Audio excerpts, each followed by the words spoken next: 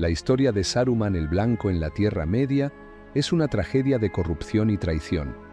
Originalmente, Saruman fue uno de los Ainur, seres espirituales que existieron desde la creación del universo. Al descender a Arda, Saruman se unió al grupo de los Maiar, una orden menor en comparación con los Valar. En aquellos días, Saruman era conocido como Kurumo y servía al Valar Aulé, el herrero. En ese tiempo, tenía rasgos en común con Mairón, quien luego se convertiría en Sauron. Ambos compartían una fascinación por el orden y la estructura, pero mientras Sauron cayó rápidamente en la oscuridad, Saruman permaneció fiel a los Valar por milenios. Cuando los Valar decidieron enviar emisarios a la Tierra Media, conocidos como los Istari o Magos, para ayudar a los pueblos libres contra Sauron, Kurumo fue uno de los elegidos. Aunque ofreció sus servicios voluntariamente, la elección de Olorin, Gandalf, por parte de Manwë y el comentario de Barda, insinuando que Gandalf sería el más digno, sembraron una semilla de envidia en Saruman. Esta envidia se incrementó cuando Círdan, el carpintero de barcos, otorgó a Gandalf el anillo Narya en lugar de a Saruman, quien era el líder de la Orden de los Istari. Saruman y los otros magos llegaron a la Tierra Media y adoptaron nuevos nombres. Kurumo pasó a ser conocido como Saruman el Blanco, mientras que Olorin se convirtió en Gandalf el Gris. Juntos con Radagast el Pardo y dos magos azules, viajaron para aconsejar a los pueblos libres. Saruman partió al este con los magos azules, donde, según se insinúa, comenzó a estudiar las artes oscuras de Sauron. Este estudio, aunque inicialmente con buenas intenciones, empezó a generar en Saruman una ambición creciente. Comenzó a ver a Sauron no solo como un enemigo, sino como un rival al que secretamente envidiaba. En el año 2463 de la Tercera Edad, Saruman regresó de sus estudios en el este y se unió al Concilio Blanco, una coalición de sabios que buscaban resistir la amenaza de Sauron. Aspiraba a ser el líder del concilio y, tras la renuncia de Gandalf al puesto, obtuvo el rol. Sin embargo, la preferencia de Galadriel por Gandalf y la constante admiración que recibía éste avivaron su resentimiento. En el año 2759, Saruman obtuvo el control de la fortaleza de Isengard con el permiso del rey de Rohan y el senescal de Gondor. Allí, Saruman encontró uno de los Palantiri, piedras videntes que le permitieron espiar a Sauron, pero que también lo hicieron vulnerable a la influencia del Señor Oscuro. El Palantir se convirtió en el vínculo que terminó de atar a Saruman a Sauron. Si bien su plan era utilizar el poder del Anillo Único para imponerse sobre todos, incluido Sauron, la influencia de este último lo corrompió lentamente. La tentación de poseer el anillo para sí mismo llevó a Saruman a tomar decisiones que favorecían indirectamente a Sauron. Durante una reunión del Concilio Blanco, Gandalf propuso un ataque directo a Dol Guldur, la fortaleza de Sauron en el Bosque Negro, pero Saruman desestimó la idea, confiando en que el Anillo Único se manifestaría si Sauron lograba incrementar su poder. A medida que su codicia y ambición se intensificaban, Saruman empezó a reclutar un ejército en Isengard, y su deseo de poder lo llevó a aliarse con fuerzas oscuras. Aunque afirmaba estar del lado de los pueblos libres, sus intenciones eran más egoístas. Deseaba utilizar el Anillo Único para establecer su propio dominio. Su traición se completó cuando atacó a Rohan, esperando someter a sus habitantes y expandir su control. Para entonces, Saruman había abandonado cualquier pretensión de bondad, convirtiéndose en un tirano cuya ambición había consumido toda su antigua sabiduría. La caída de Saruman es un recordatorio de cómo incluso el más sabio puede sucumbir a la tentación del poder. Originalmente enviado para salvar a la Tierra Media, su deseo de imponerse sobre todos lo transformó en una marioneta de Sauron, destruyendo así su reputación y propósito.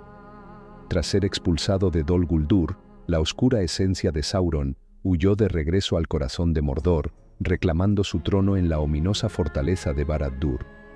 Allí, dentro de las murallas de su torre oscura, guardaba la piedra de Ithil, otra de las piedras videntes perdidas, lo que le permitía comunicarse con Denethor en Minas Tirith y con Saruman en Orthanc.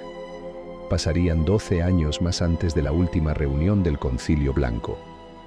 Tolkien revela los pensamientos internos del Mago Blanco en ese momento, arrojando luz sobre sus intenciones oscuras.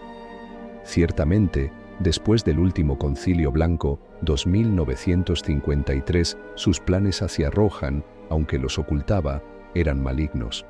Tomó entonces Isengard como propio y comenzó a convertirlo en un lugar de fuerza guardada y miedo, como si pretendiera rivalizar con Barad-dûr. Sus amigos y servidores los eligió entonces de entre todos los que odiaban a Gondor y Rohan, ya fueran hombres u otras criaturas más malvadas. Desde el norte de las montañas nubladas, convocó tribus de orcos, atrayéndolos a su servicio. También forjó alianzas con los dunlendinos, nutriendo las semillas de sus oscuras ambiciones. Sigilosamente, formó su propio ejército, proyectando sombras sobre las fronteras de Rohan, sembrando semillas de inquietud y miedo. Pocos años después, tan temprano como el año 2990, Saruman descendió aún más en la depravación al iniciar su propia cría especial de orcos mejorados en Isengard. Mediante métodos aprendidos de su maestro o redescubiertos mediante su propia investigación, cruzó orcos con hombres para crear semi-orcos, así como sus propios Uruk-hai, ambos capaces de soportar la luz del día. La cría de híbridos de hombre y orco y de Uruk-hai es un asunto oscuro y muestra las profundidades de la decadencia de Saruman. Aunque inquietante de considerar, este programa de cría fue muy efectivo. Éomer describe a estos nuevos orcos de Isengard mientras relata la historia de su batalla contra la horda de orcos que surgió del muro del este. Perdí 15 de mis hombres y 12 caballos, pues los orcos eran más numerosos de lo que contábamos. Otros se unieron a ellos, saliendo del este a través del gran río. Su rastro es fácil de ver un poco al norte de este lugar, y otros también salieron del bosque, grandes orcos, que también llevaban la mano blanca de Isengard. Esa clase es más fuerte y más feroz que todas las demás. El malvado y vil programa de cría del Mago Blanco se reflejaba en la perturbadora fuente de carne necesaria para sostener a sus nuevos orcos, tal como describe Ugluk. Somos los Uruk-hai luchadores, matamos al gran guerrero, capturamos a los prisioneros, somos los servidores de Saruman el sabio, la mano blanca, la mano que nos da carne de hombre para comer.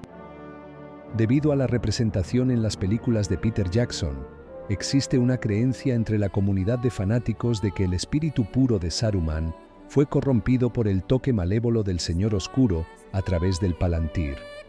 Sin embargo, adéntrate en las páginas de los apéndices y encontrarás la verdad. No fue hasta el año 3000 cuando Saruman se atrevió a mirar en el místico Palantir de Orthanc. Fue durante ese fatídico año que los tentáculos de la oscura influencia de Sauron comenzaron a entrelazarse con su alma, uniendo los destinos de ambos espíritus en una danza de destino. Luego, en el año 3018, unos 18 años después de que Saruman mirara por primera vez en el Palantir de Orthanc, Gandalf el Gris emprendió su fatídico viaje para responder a la convocatoria de Saruman. Finalmente llegué a la morada de Saruman. Cabalgué hasta el pie de Orthanc y llegué a la escalera de Saruman. Allí me encontró y me condujo a su cámara alta. Llevaba un anillo en el dedo. Soy Saruman el sabio, Saruman el hacedor de anillos, Saruman de muchos colores. Un nuevo poder está surgiendo. Contra él, los viejos aliados y políticas no nos servirán en absoluto. No hay esperanza en los elfos ni en el Númenor moribundo. Esta es entonces una opción que tienes frente a ti, ante nosotros. Podemos unirnos a ese poder. Sería sabio Gandalf. Aquí, se nos dice que Saruman llevaba un anillo en el dedo, un símbolo de emulación. Un anillo que era un eco de la propia obra del Señor Oscuro. Saruman se puso este nuevo anillo y se atrevió a llamarse a sí mismo Hacedor de Anillos, eco del Señor Oscuro. Aunque el anillo de Saruman puede haber sido menos potente que un verdadero anillo de poder, es probable que poseyera algún grado de magia. Debemos notar que, si el anillo de Saruman actuaba como los otros anillos de poder, probablemente aumentaría las habilidades naturales de su portador. Sin embargo, también aumentaban los poderes naturales de su poseedor, acercándose así a la magia, un motivo fácilmente corruptible hacia el mal, un ansia de dominio. Su anillo habría amplificado no solo sus dones, sino también su envidia y su hambre de dominio. En su abrazo, el ansia de poder de Saruman se desataría como una tormenta descontrolada, arrastrándolo más rápido y más profundo hacia el oscuro abismo del mal. Gandalf languideció en la cúspide de Orthanc durante más de 2 meses, varado en esta isla en las nubes. Pero la esperanza, como un radiante faro, atravesó la penumbra cuando Gwaihir, señor de las grandes águilas, voló para rescatarlo. Sin embargo, mientras Gwaihir llevaba a Gandalf lejos, Saruman, el otrora sabio, ahora enredado en su propia red de engaños, previó el espectro inminente de las consecuencias. La fuga de Gandalf significaría que su verdadera naturaleza sería revelada a hombres y elfos. También amenazaba con provocar la ira de Sauron. Por lo tanto, en este momento, no había vuelta atrás al camino de la rectitud, aunque lo deseara. Saruman, ahora sintiendo la amenaza que se acercaba desde todas direcciones, fortificó Isengard, moldeando sus defensas con la determinación de un alma en medio de la desesperación. Con un toque teñido de oscuridad, transformó Nan Curunir, el valle encerrado al pie de las montañas donde se encontraba Isengard, en un reflejo sombrío de Mordor, su propio santuario personal de sombras y secretos.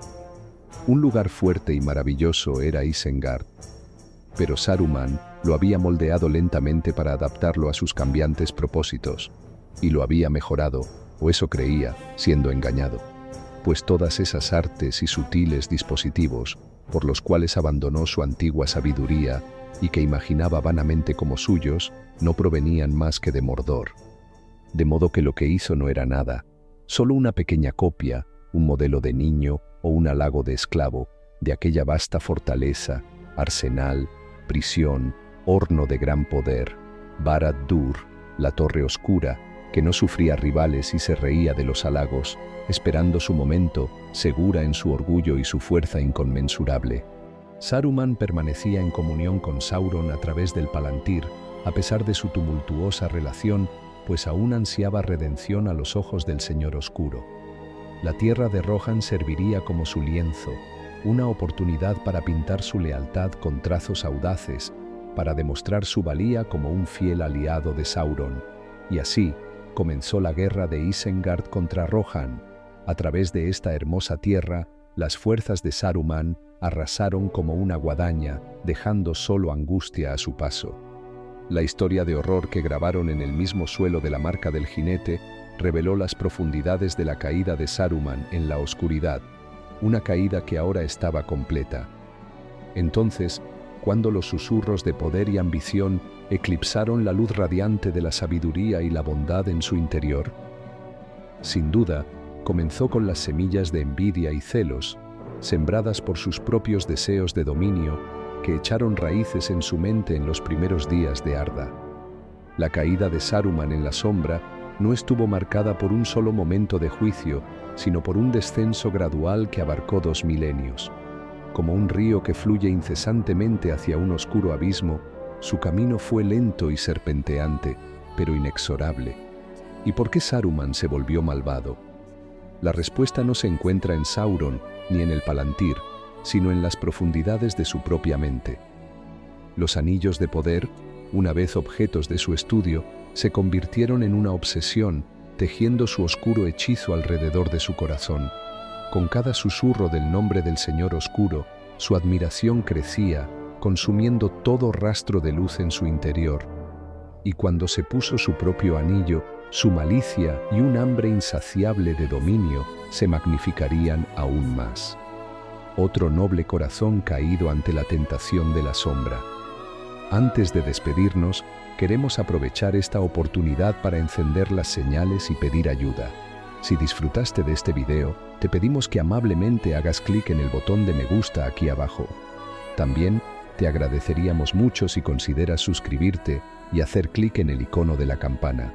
Al hacerlo, recibirás notificaciones cuando subamos nuevos vídeos. Gracias de nuevo por vernos, y hasta la próxima. Adiós, compañeros exploradores de la Tierra Media.